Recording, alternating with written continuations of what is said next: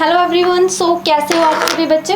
Hope so आप सभी बढ़िया होंगे। सो आज की क्लास में ना एक्चुअली आई एम सॉरी, आज हम ग्रामर नहीं डिस्कस कर पाएंगे। थोड़ी सी आज पैडागोजी के क्वेश्चंस हम करने वाले हैं, तो पैडागोजी पर आज फोकस करेंगे हम। सबसे पहले हम डिस्कस करते हैं, ज़्यादा बातें नहीं करेंगे आज हम क्लास में, सिर्फ और सिर्फ क्वेश्चन को करेंगे। ठीक है, सबसे पहले क्वेश्चन हमारे पास ये रहा। तो इस क्वेश्चन में क्या आएगा, इसमें क्या पूछा गया है, देखो। सबसे पहले which of the following skill is not a receptive skill.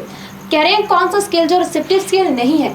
Receptive skill कौन से होते हैं भाई? रिसेप्टिव स्किल जिसमें आप कुछ ना कुछ रिसीव करते हो, राइट, आप कोई इन्फॉर्मेशन गेन करते हो।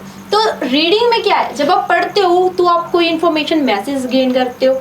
लिसनिंग में जब आप सुनते हो तो किसी का मैसेज गेन करते हो। वॉचिंग में आप देखते हो तो कुछ ना कुछ उससे देख के समझते हो। ये तीनों तो भाई हमारे पास आते हैं रिसेप्टिव स्किल में, बट ये जो राइटिंग वाला होता है वो रिसेप्टिव स्किल में नहीं आता है। उसमें तो आप अपनी प्रोडक्टिवनेस शो करते हो, अपने थॉट्स को लिखते हो, अपने थॉट्स को रिप्रेजेंट करते हो दूसरे को। ठीक है, तो राइट आंसर इसका है बी।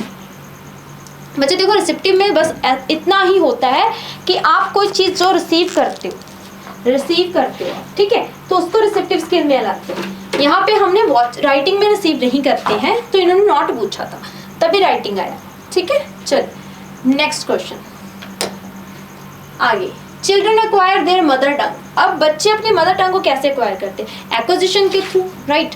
एक्वायर करना तो एक्विजिशन में आता है ना। मदर टंग को एक्वायर करते हैं नेचुरल तरीके से, कह रहे हैं बाय स्टडिंग बुक्स। बुक्स को स्टडी करके तो लर्निंग की जाती है। काट दो, फर्स्ट ऑप्शन नहीं आएगी। Through natural interaction with people, right.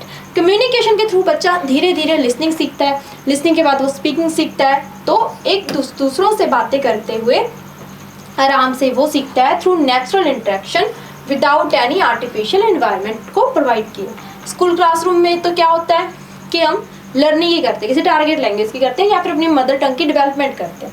Watching grammar lesson से भी हम फायदा नहीं लेते हैं। बच्चा मदर टंग इससे नहीं सीखता है, वो तो अपने घर वालों से ही सीखता है, होम इन्वायरमेंट में ही सीखता है ना। तो उसका आंसर इसी वजह से वो आया है। अब थर्ड क्वेश्चन है।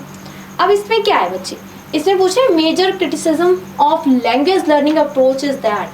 मेजर बताना है लैंग्वेज लर्निंग का क्रिटिसिज्म क्या है। क्या ये बहुत ज़्यादा ईजी है, फोकस करती है फ्लुएंसी पर रादर देन एक्यूरेसी पे, लैक फोकस करती है रियल कम्युनिकेशन पर? किसकी बात हो रही है? लर्निंग अप्रोच की बात हो रही है ना। इग्नोर करती है राइटिंग को। देखो राइटिंग तो लर्निंग में आती है, तो इसे इग्नोर तो नहीं करेगी ये। Lack of focus real communication, या फिर ओनली फ्लुएंसी पे फोकस करती है, एक्यूरेसी पे नहीं करती है। लर्निंग में तो एक्यूरेसी देखी जाती है, फ्लुएंसी के साथ साथ एक्यूरेसी आती है। ये नहीं आएगा, ये नहीं आएगा, टू इजी नहीं है ये, इजी से डिफिकल्ट भी होती है लर्निंग। ठीक है, तो राइट आंसर लैक फोकस होता है रियल कम्युनिकेशन पे। लर्न कराते हैं बच्चे को, सिर्फ सिखाते हैं, तो सी आ जाएगा। ऐसे ही बच्चे इन क्वेश्चंस के आंसर बहुत इजी हैं। पैडागोजी में अगर आते हैं क्वेश्चंस तो ऐसे ही आ जाते हैं, बहुत इजी आ जाते हैं। समटाइम्स कभी कभी वो आपको घुमाकर भी पूछ लेता है कुछ एक्स्ट्रा। अब इस क्वेश्चन में क्या है कि इन विच सिचुएशन, अब सिचुएशन पूछ रहे हैं, does language acquisition usually happen.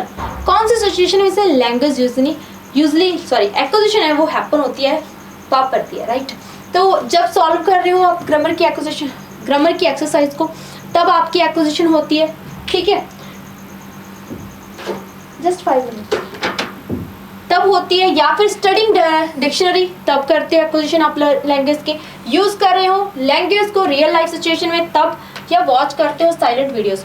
Silent video को वॉच करने में एक्विजिशन नहीं है, डिक्शनरी पढ़ने में नहीं है, एक्सरसाइज करने में नहीं है। जब आप अपने आप को इंगेज करते हो, किस में, बच्चा किससे सीखता है? रियल लाइफ सिचुएशन से एक्विजिशन आती है, मदर टंग सीखता है ना। घर में जो अपने आप माता पिता में जो बातें हो रही हैं, बच्चा उनके वर्ड सीखता है, भाई बहन उनसे बात कर रहे हैं वो वर्ड सीखता है। तो क्या आता है कि रियल लाइफ की सिचुएशन से सीखता है। C is the right answer होगा। अब आगे देखिए, which is more likely to lead fluency in a language. Fluency कौन लाता है लैंग्वेज में? कौन सी चीज़ें जो लीड करती है? ग्रामर के रूल्स को आप पढ़ते हो वो लेके आती है, मेमोराइज करते हो वोकैबुलरी को उससे आता है, या फिर आप रिपीट करते हो फ्रेजेस को बार बार उससे आती है। एक्वायर करोगे लैंग्वेज थ्रू इंटरेक्शन, वो आपके फ्लुएंसी लेके आएगी। देखो एक्वायरेशन से हम सीख जाते हैं नो डाउट, बट रिपीट करेंगे ना जब बार बार, तो उससे फ्लुएंसी आती है। बार बार जब बोल के देखते हो किसी चीज़ को, बार बार उसकी प्रैक्टिस करते हो, तब आप किसी चीज़ में परफेक्ट बनते हो, फ्लुएंट होते हो। राइट आंसर सी है बच्चे। चलिए आगे, ये क्वेश्चन है, इसके बाद सिर्फ 2 क्वेश्चन और है हमारे पास, वो हम डिस्कस करने हैं आज, ठीक है। तो इसमें क्या पूछा गया है, what is the key difference between acquisition और लर्निंग में। वाओ, कितना इजी क्वेश्चन है, बच्चे भी इसका आंसर बता सकते हैं। कह रहे हैं कि एक्विजिशन जो फास्टर है लर्निंग से, ये डिफरेंस है मेन। लर्निंग रिक्वायर करती है मोटिवेशन, किसी भी तरह की मोटिवेशन, नो मोटिवेशन, सॉरी, किसी की तरह की मोटिवेशन इसमें जरूरत नहीं पड़ती है। एक्विजिशन फॉर्मल है, जबकि लर्निंग जो है वो नेचुरल है। ये तो उल्टा बोल दिया इसने।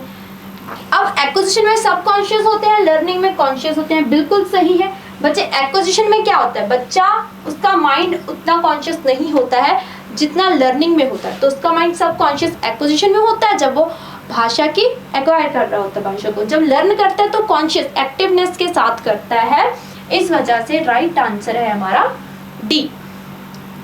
चलिए नेक्स्ट क्वेश्चन पे।